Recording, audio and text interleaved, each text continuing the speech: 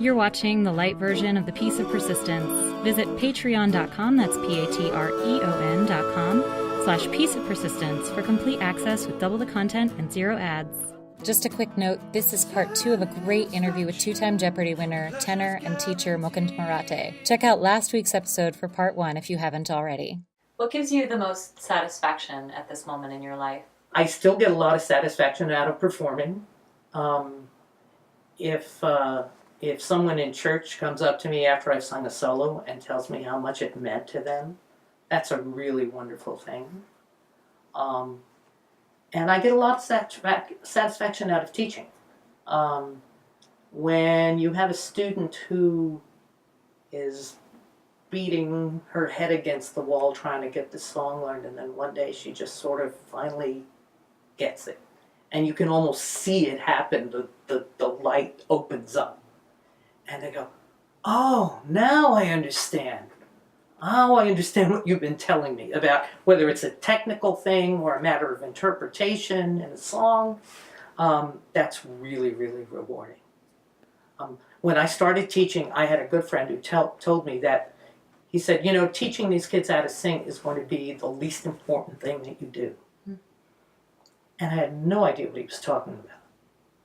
But now I do, because sometimes it's just, I teach in a community college where most of my students don't have any background in classical music at all.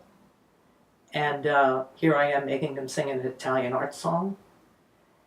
And sometimes it opens up a world to them of music that they had no idea existed, or that aha moment when they realized that the words in a 17th century art song are not really that different from the words in a romantic ballad they heard on the radio yesterday. When they realize that, I say sometimes, this song is 200 years old, and they look at me like, no way. They had music then? You know, because they don't know. And when they realize that human emotions haven't changed in 200 years or 2,000 years, that's a big revelation. And I always love that moment when it finally sort of dawns on them that there's more going on out there in the world than they knew about. So you're taking your expansive view of the world and giving it back to your students? I think so, because you know, I try with my students to make them realize that nothing happens in a vacuum. Yes, this man was writing songs when this happened, but at the same time he was writing the song, painters were painting, architects were designing buildings, political upheavals were happening. And if you know a little bit about all of those things, it's all going to make more sense to you. Yeah. And sometimes my students are surprised that I'm even interested in anything outside my field. I had a student once who said that she was going to recite a poem that she'd written for her public speaking class. And I said, oh, I'd love to hear it. And she was really surprised. What? I'm not singing. I said, it's a performance, isn't it? Yeah.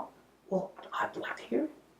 And she was really surprised. And that's one of the things I hope I bring to the table as a music teacher. Definitely. What is or was your greatest struggle? Being a freelance musician is not an easy life. It's the life I chose, and I wouldn't have chosen any other life.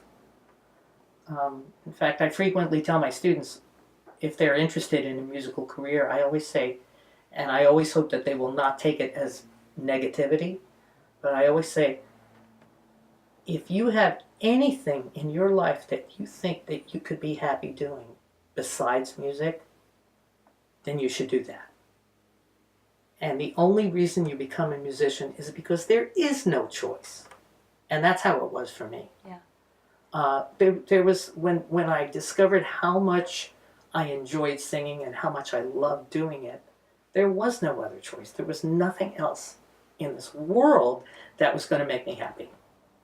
And I was lucky enough to be good enough at it to make a living at it. So I count myself extremely lucky. Yeah. Because I get to do, and I get paid for it, what a lot of people would do just for the love of it, for fun. It's true. You know, and the struggle has been for me sometimes just making ends meet. It's not, you know, there are really, really good times and there are lean times, and you sort of get used to that. And there are times when I certainly wish I had more financial security, you know. And sometimes people who are not musicians get mad when I say that, because they want me to be the artiste, you know. They want me to not even be concerned with such mundane things as making a living. Gosh. You know? It's hard though, you know, because they have a romanticized notion of what it is to be an artist. Right. You know. And I said that I wouldn't do anything else, but that doesn't mean that sometimes I don't wish I had a regular job. Yeah. You know. So that has been, you know, that has been a struggle. And it's hard because, you know, when you have to pay for your own insurance and pay for medical bills and stuff, and you don't have a regular, you know, a lot of the money you make goes for that. That's hard. Yeah. Sometimes, you know. And but fortunately, you know, at the end of the day, I'm married to someone who knows exactly what I'm talking about. Yeah. When I talk about my struggles, I don't have to really explain those things because she goes through them too. She understands it. And I have a wonderful family who has always, once my mother got over the initial shock of he's going to become a singer, what is he going to do? But when she heard me sing at Carnegie Hall, she said to me, she said, you know, you were actually very good. And I wanted to say, well, Mom, you know, you don't have to sound so surprised. But she was very proud of my accomplishments, you know, and it made a big difference to me. And my family has always been there, you know, with moral support and occasionally financial support when I needed it. Yeah. So that's been good. And, you know, I'm at a point in my life now where I know that eventually I'm going to have to stop singing one day and do a lot of teaching, and I know I'm going to miss being up on the stage, but that's okay, you know. That's the life I chose, and even the 25-year-old knew that it wasn't going to last forever. Sure. So that's what I do. Within all of that, how do you define success? I guess for me, success is the fact that I've gotten to do what I love. You know, I certainly don't define success as making a lot of money, because I've made a living, but I certainly haven't become rich. But you've had a family within that. And it's been a struggle raising a family, you know, under those kinds of conditions sometimes. But that's definitely a success. I mean, Yeah. you know, my two children are two of the nicest people I know. And I don't take any particular credit for that.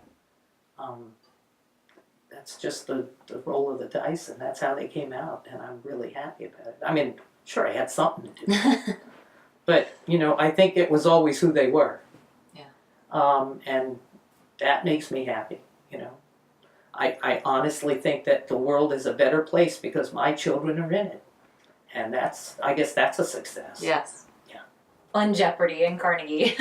Jeopardy and singing at Carnegie Hall, those are things that happened to me and things that I did and that I was successful at, and those things, of course, make me happy.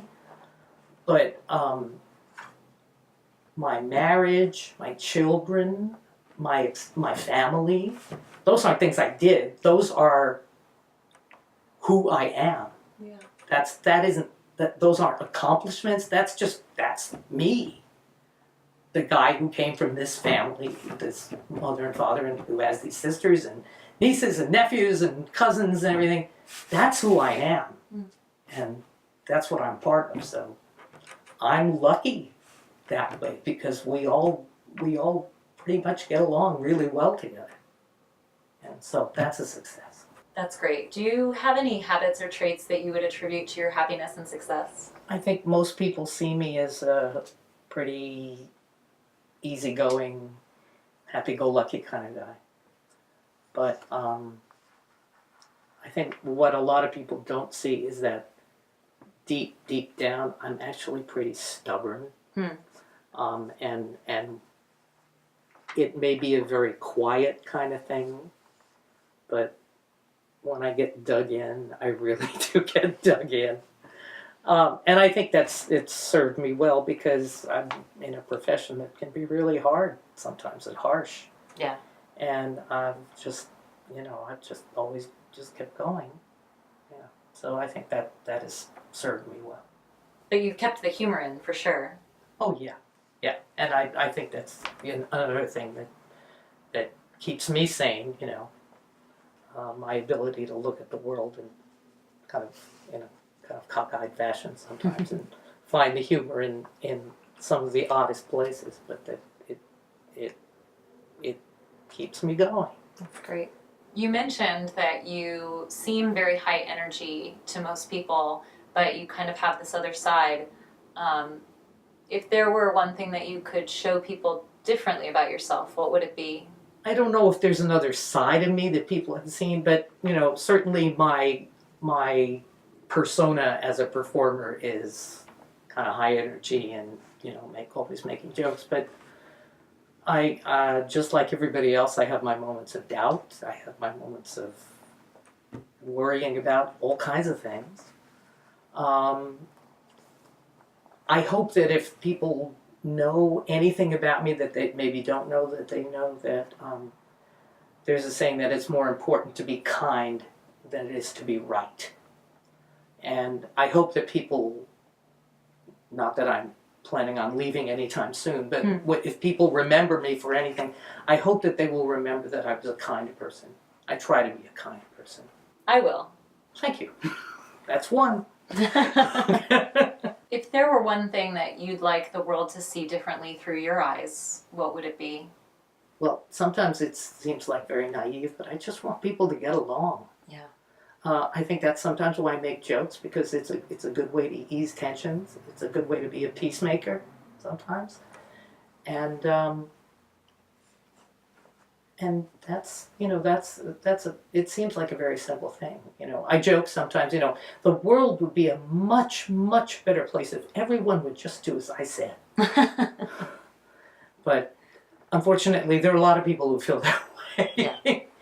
And, I'm not the guy anyway. So, but yeah, that's kind of what I'd like people to look at. Do you have any advice for us? Yeah, I think it's really important to remember that life is way too serious to take it seriously all the time. I love it. Mukund, thank you so much for inviting me to your home today and letting me interview you. I always love spending time with you today, and I am just so thankful that you would share your insights with us. It was a lot of fun. Thanks, for me too. And thank you for joining us today on The Piece of Persistence. If you enjoyed today's episode, please share us with a friend or take a minute to review us on iTunes, YouTube, or IMDb. Every review and every share goes a really long way in helping new people discover our show.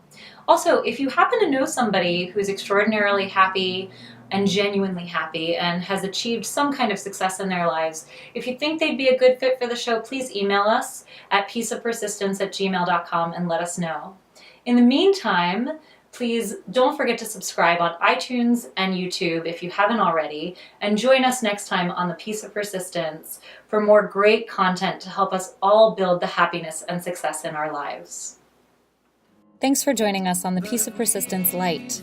To hear what Alex Trebek said about Mukund's wife, his surrealistic riddles, and how he learns motivation through his students, visit Patreon, that's patreon.com/Piece of Persistence for double the content and 0 ads. Or just because you love the show and want to support us. See you there!